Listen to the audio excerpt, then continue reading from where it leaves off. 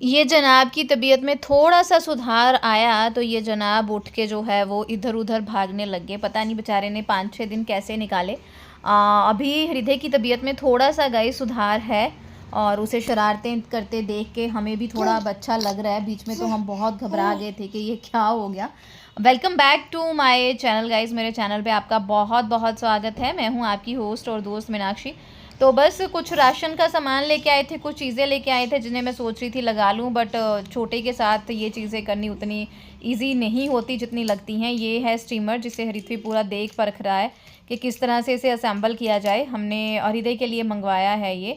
Doctor said के nebulize करें। बीच में मैंने उसे 1-2 बार नेबलाइज किया था, लेकिन मैं ज़्यादा नेबलाइज उसे करना नहीं चाहती थी, तो फिर मैंने सोचा स्टीमर मंगवा लेते हैं। तो बस वही चीज़ें जो है वो चल रही हैं। और यहाँ पे जनाब पूरा देख रहे थे कि कौन कौन सी चीज़ लाई गई है, कौन कौन सी चीज़ नहीं लाई गई है। और खाना बन गया था सिंपल। मैंने क्या बनाया था मैं अब भूल गई हूँ। सोयाबीन की सब्ज़ी शायद बनाई थी मैंने, आलू सोयाबीन की सब्ज़ी, और उसके साथ मैंने बनाए हैं चावल। और रात का टाइम है ये, और ये 1-2 दिन का व्लॉग मैंने मिक्स किया। और ये नेक्स्ट सुबह मैंने शूट करना चाहा, नेक्स्ट मॉर्निंग ऋत्विक के लंच बॉक्स के लिए मैं भेज रही थी फ्राइड राइस। लेकिन जैसे ही इतना सा तड़का मैंने स्टार्ट किया, वैसे ही हृदय जो है वो उठ गया और वो नीचे सो ही नहीं रहा था। जब से वो बीमार हुआ है उसको ये दिक्कत हो गई है कि वो हाथ में ही सोता है। तो फिर इस दिन भी ब्लॉग शूट होना जो है यहाँ का यहीं रह गया, मैंने किया ही नहीं, क्योंकि फिर एक हाथ से उसे पकड़ के एक हाथ से ही जो है वो मैं खाना वाना कर रही थी।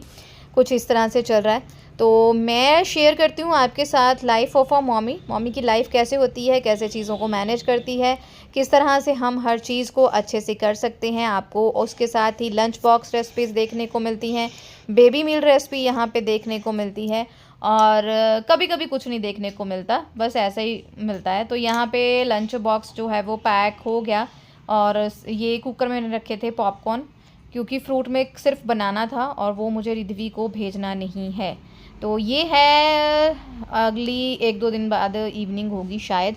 सर्दियों के सारे कपड़े जो है वो मैंने निकाल लिए थे। और बताइए ये वाला ढेर किसके घर में लग गया है? पंजाब में तो मैक्सिमम हर एक के घर में लग गया है ना। धूप नहीं आती, कपड़ों की अदला बदली हम जनानियों की। तो जो भी स्टोरेज वाले कपड़े थे वो मैंने सारे निकाल लिए। कपड़े अभी सिर्फ मैंने बच्चों के निकाले हैं, को नहीं आएंगे। मैंने सोचा नीडी पीपल्स को दे देती हूँ, रखने का कोई फ़ायदा नहीं है। ये वाला काम है ना जो हम लेडीज़ का, मतलब पूरे साल बड़ी हद मुझे लगता है 2 महीने चैन आती है। कपड़े गर्मियों के उठाओ, सर्दियों के निकालो, सर्दियों के उठाओ, गर्मियों के निकालो, इनको धूप लगाओ, इनको धो, अलमारी चेंज, वो सारा। इस बार मुझे ध्यान में नहीं रहा, क्योंकि पहले क्या होता है, ज्योति होती थी तो बहुत सारी हेल्प हो जाती थी। इतनी हेल्प होती थी ना, मैं ज्योति को इतना मिस करती हूँ हर टाइम पे।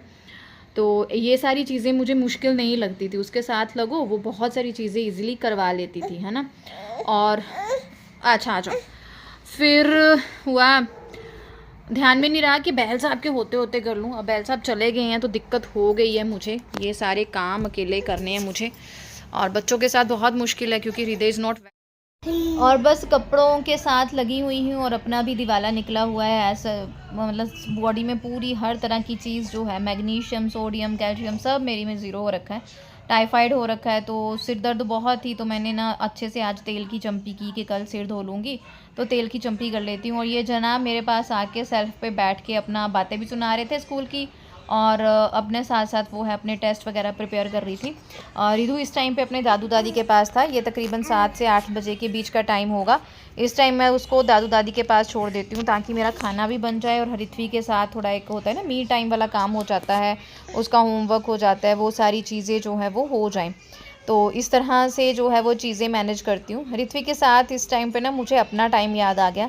जब मैं पढ़ती थी या पढ़ाती भी थी, तो सुबह सुबह जो टाइम होता था ना ब्रेकफास्ट वाला, तो मम्मी इसी तरह बनाया करते थे, और मैं सुबह सुबह उनके पास खड़े होकर जो है वो ब्रेकफास्ट करती थी। मेरी आदत थी ये। मेरे पापा बोलते थे कि बैठ के कर लो, बैठ के कर लो, पर नहीं, मेरे को मम्मी के पास ही खड़े होकर करना था।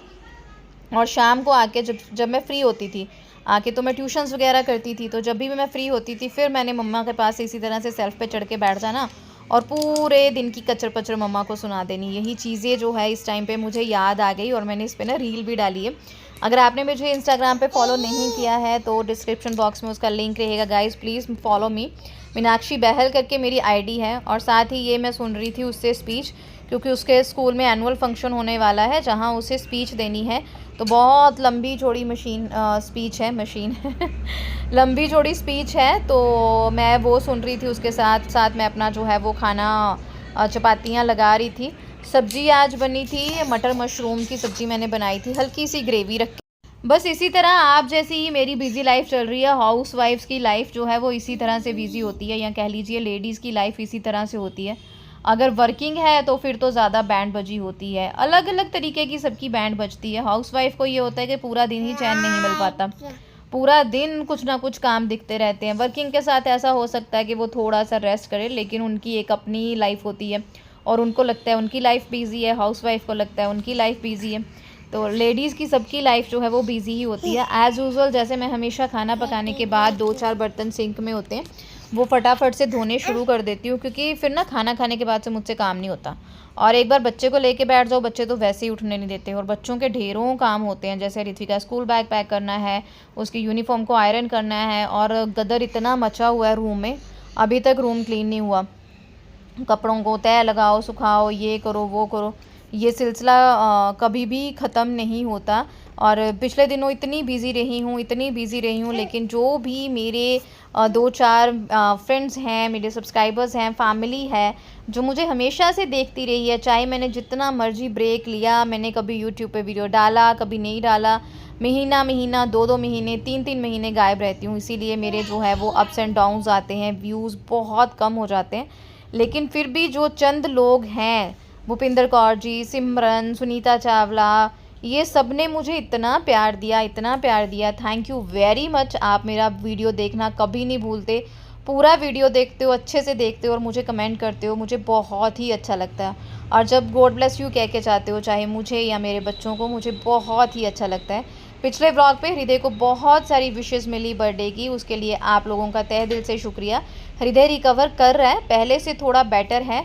हाँ, अभी उसे 5-6 दिन और लगेंगे ठीक होने में, बट फिर भी थोड़ा रिलीफ़ हो गया है, बच्चा हंसने खेलने लग गया है, तो उसे देख के खुशी हो गई है।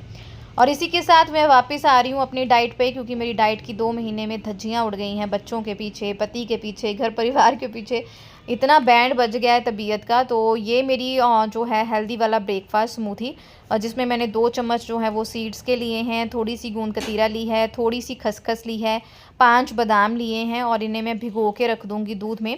आप ओट्स डाल सकते हैं, पुडिंग बना के इसे खा सकते हैं, लेकिन मुझसे ना खाया नहीं जाता, तो मैं इस तरह से भिगो लेती हूँ और सुबह दरदरा सा पीस के ना इसमें दूध ऐड करके उसे पतला पतला करके ना सिप सिप करके पी जाती हूँ। खाने में मुझे अजीब सा होता है, और कई बार मैं ऋत्विक को भी इन्हीं चीज़ों से रिलेटेड जो है वो ब्रेकफास्ट देती हूँ। खुद तो होता है ना, हम डेली एक जैसा ब्रेकफास्ट खा सकते हैं, लेकिन बच्चे नहीं खाते, तो उसके ब्रेकफास्ट में वैरायटी ऐड करनी होती है। तो ये सारी चीज़ें मैं ऋत्विक को भी देती हूँ अपने साथ। और यहाँ पे डाले हैं मैंने चिया सीड्स 2 चम्मच, इनको मैं अब अलग से भिगोती हूँ, पानी में डाल के भिगो दूँगी।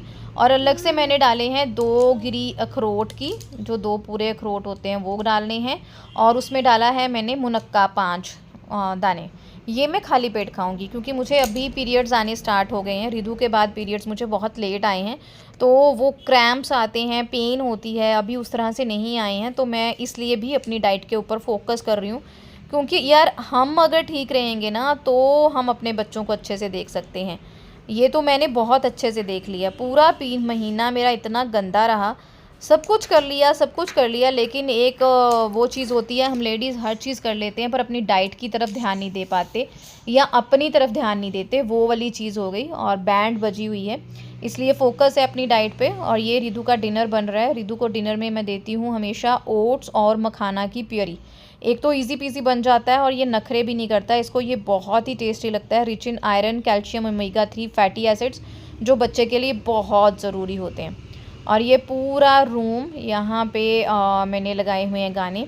तो मैं खाना वाना बना के जल्दी फ्री हो गई। हृदय भी आ गया था इधर, तो हृदय खेल रहा था, तो मैंने सोचा इतने में जितना काम हो पाए वो करूं।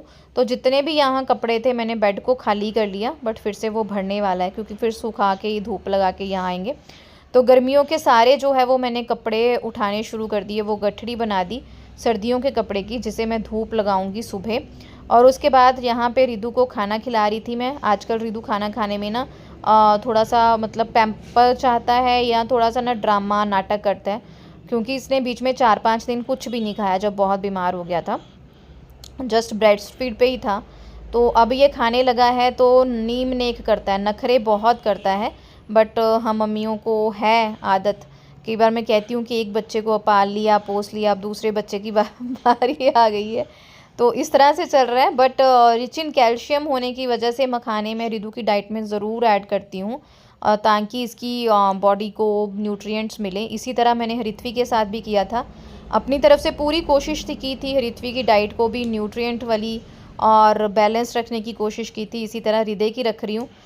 बाकी तो चलो भगवान के आसरे है, जो भी बच्चों के साथ थोड़ा बहुत दिक्कत होती है। खाना वाने खाने के बाद रिदु नीचे खेलने लग गया था, तो फिर मैंने सोचा कि मैं यूनिफॉर्म आयरन कर लेती हूँ ऋत्वी की। सुबह के बहुत सारे काम जो होते हैं वो मैं रात को ही कर लेती हूँ, क्योंकि सुबह तो बच्चे के साथ वैसे ही बहुत टफ़ हो जाता है। वो कितने बजे फीड लेगा, कितने बजे उठेगा, कितने बजे सोएगा, रोज़ का नया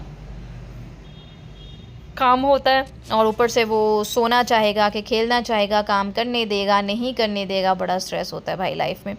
तो जितने काम रात को हो जाए उतने ही अच्छे हैं, है ना। कोशिश कर रही हूँ आपके साथ डेली चीज़ें शेयर करने की। मुश्किल मेरे लिए बहुत है मैनेज कर पाना, लेकिन फिर भी I am trying my best. और थैंक यू वेरी मच जितने जन भी मुझे देखते हैं, मुझे बहुत ज़्यादा प्यार देते हैं, आपका बहुत बहुत शुक्रिया। मिलती हूँ नेक्स्ट व्लॉग में, तब तक के लिए बाय बाय गाइस। चैनल को सब्सक्राइब और शेयर ज़रूर करिएगा। Thank you.